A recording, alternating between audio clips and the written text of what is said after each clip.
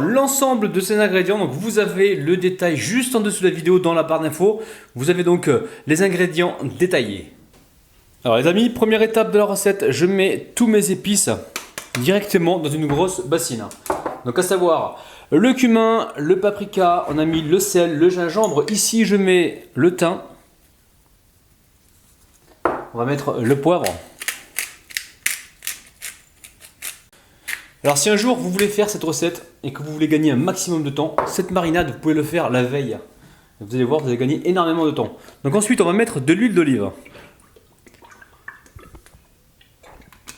Alors, l'huile d'olive, vous voyez, vous en mettez suffisamment pour pouvoir imbiber donc les épices.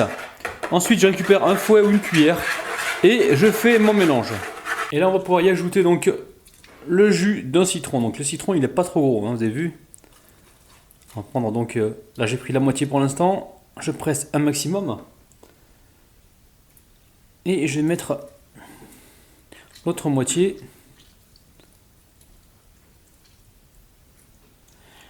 Les amis, sur une vidéo précédente, je vous avais promis une histoire, je ne voulais pas raconter finalement. Et là, sur cette vidéo, il ne faut absolument pas que j'oublie. Je vais vous raconter une petite histoire de la petite enfance de Rabinou. Allez, je récupère mon fouet à nouveau et je viens mélanger. Donc ensuite, vous pensez à vous laver les mains, donc ça c'est normal, avant de commencer à cuisiner, on se lave tout le temps les mains. Et vous pensez surtout à les débactériser avec du vinaigre.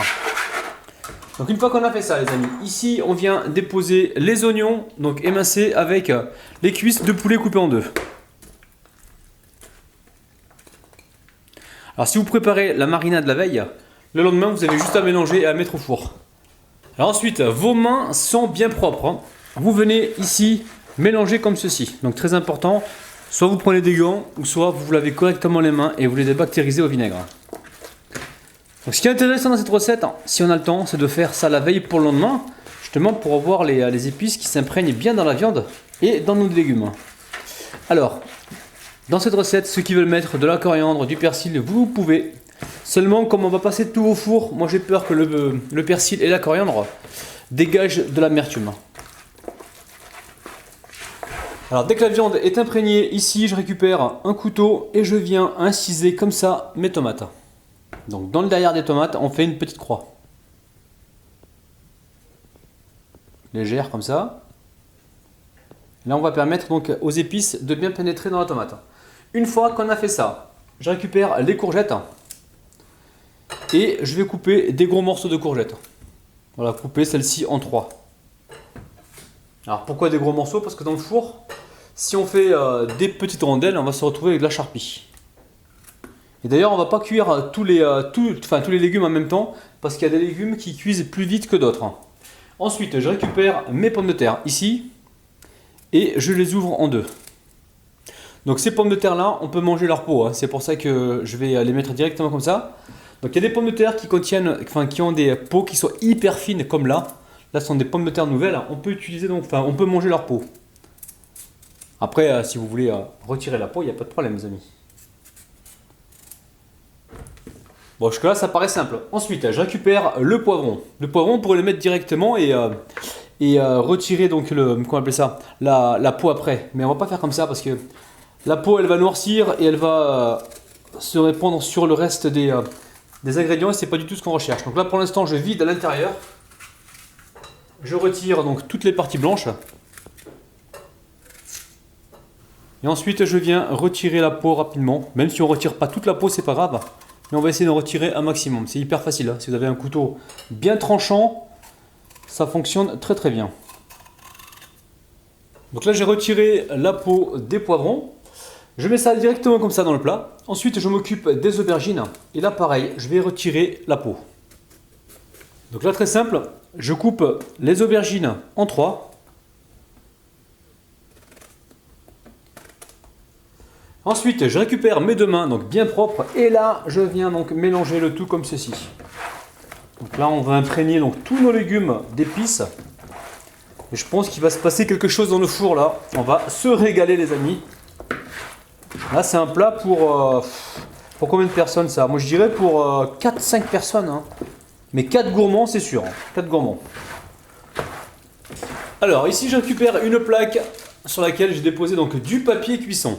Ensuite on va récupérer nos morceaux de poulet et les mettre donc un petit peu partout sur la plaque. Alors gérez le sel de votre côté hein, si vous voulez un plat qui est plus salé. Moi j'essaie de faire attention au sel, donc j'en mets vraiment juste ce qu'il faut. Après c'est sûr qu'avec du gros sel de mer ça sera beaucoup plus gourmand et sincèrement vous allez vous régaler. Donc même là avec tous les épices qu'on a mis à l'intérieur, je pense qu'il y a de quoi faire. Hein. Donc ensuite je dépose les morceaux de pommes de terre. Donc toujours par-ci par-là. Et là le four est en train de préchauffer les amis à 180 degrés. On va y aller gentiment pour cuire donc notre préparation. Ensuite je récupère ici le poivron. Bon on peut le couper, hein, il n'y a pas de souci. Et c'est déjà coupé tout seul. Voilà, on va le répandre un petit peu partout pour qu'il puisse aussi dégager son arôme et parfumer donc le reste des ingrédients. Donc ici je mets les courgettes. Alors on va surveiller la cuisson. Si on voit que les courgettes elles vont certainement cuire avant le reste avec les tomates, on retirera les produits qui sont cuits et on les remettra donc à la fin pour se retrouver donc avec une préparation où donc la cuisson des légumes est respectée. Hein. Vous avez vu, il y a de la couleur. Ça donne envie tout ça les amis. Et il y a de la saveur, c'est sûr et certain, avec les épices qu'on a mis à l'intérieur. Ensuite, on récupère les oignons et là, on les parsème par-dessus. Là, les amis, je vais aller tout de suite me laver les mains parce que je ne peux plus rien faire. Je peux ni toucher à la caméra, ni à rien du tout, les amis. Hein. Alors, on va cuire notre plat en 2 temps. Donc, 2 fois 30 minutes. Dans un premier temps, je récupère une feuille de papier cuisson ou de l'aluminium. Et là, je viens la froisser et je la mets directement dans l'eau. Alors, j'utilise la feuille de papier cuisson parce que si j'utilise l'aluminium, vous allez me dire « Ouais, mais c'est pas bon pour la santé, faut pas utiliser l'aluminium, ça donne des maladies. » Je sais. Il y a beaucoup de chefs qui utilisent de l'aluminium dans tous les restaurants. Donc, vous voulez pas que j'utilise de l'aluminium, je vais pas l'utiliser, il n'y a pas de panique. Donc, je vous montre une autre technique. On s'adapte. Donc là, on récupère donc, un papier cuisson, je viens de le froisser et de le tremper dans l'eau. Et là, je vais recouvrir ma préparation avec ça. Et on va faire une première cuisson pendant environ une demi-heure, 30 minutes. Ça sera la cuisson par condensation. Les arômes vont se concentrer. Il y a du jus qui va se dégager. Et ensuite, on va faire rôtir le tout encore 30 minutes, mais toujours en surveillant.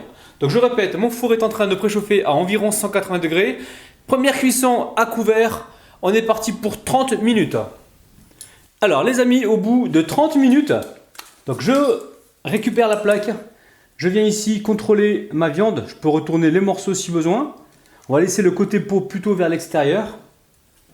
Donc là, on regarde ce qui se passe. On voit que les courgettes, elles ne sont pas du tout cuites. Je pensais qu'on allait pouvoir les retirer.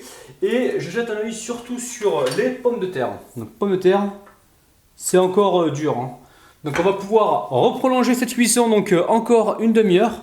Alors, le grand saladier que j'avais tout à l'heure, on aurait pu le garder en fait pour arroser un petit peu d'eau et venir récupérer la marinade qu'il y avait dedans pour remettre un petit peu d'eau sur la plaque. Mais bizarrement, ma fille elle est venue me voir, elle m'a dit « Papa, aujourd'hui j'ai envie de te faire ta vaisselle ». J'ai trouvé ça super louche parce que généralement quand elle me dit qu'elle va m'aider ou qu'elle va me rendre service, ça va me coûter un iPhone 10 ou un truc dans le genre. Je sens le truc arriver là. Bon, ça c'est notre histoire. Donc maintenant, je retourne les aubergines pour qu'elles puissent aussi griller un petit peu de l'autre côté. Je regarde au niveau de l'humidité en fait ce qu'on a. Bon, je pense qu'on n'est pas trop mal. Ce que je vais faire les amis, je vais mettre, mais alors très léger, hein, environ 5 centilitres d'eau je pense, pas plus.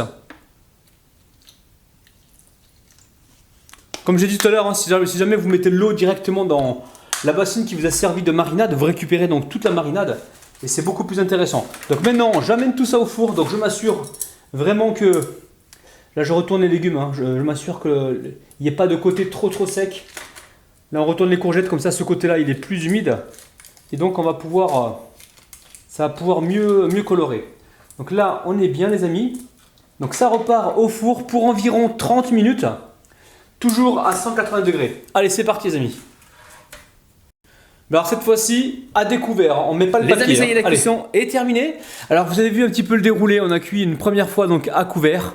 Une deuxième fois, on a retiré le papier, on a rajouté 5 centilitres d'eau pour être sûr qu'il y ait un peu de jus. Et franchement, tout a cuit en même temps. Là, vous avez les poivrons ici, regardez-moi ça. Ils sont cuits, les pommes de terre elles sont bien rôties, les courgettes, le poulet est cuit, bien caramélisé. C'est un truc de dingue les amis. C'est super facile, il y a juste à mélanger et c'est le four qui travaille. Donc les amis, n'oubliez pas, refaites la recette. Envoyez-moi la petite vidéo sur ma page Facebook. Vous faites la recette, vous filmez la petite vidéo, vous m'envoyez un petit message. Et je me ferai donc un plaisir de visionner donc cette petite vidéo. Donc les amis, je ne vais pas passer à la dégustation. Mais, enfin je suis déjà passé, j'ai goûté la sauce. C'est vraiment succulent, c'est un plat qui est rapide à faire. Le soir, vous n'avez pas le temps, vous y pensez la veille. Vous préparez vos ingrédients, vous mettez tout au four. Vous allez consulter vos mails, vous allez faire vos devoirs avec vos enfants. Une fois que vous êtes terminé, le plat est prêt, vous pouvez déguster les amis.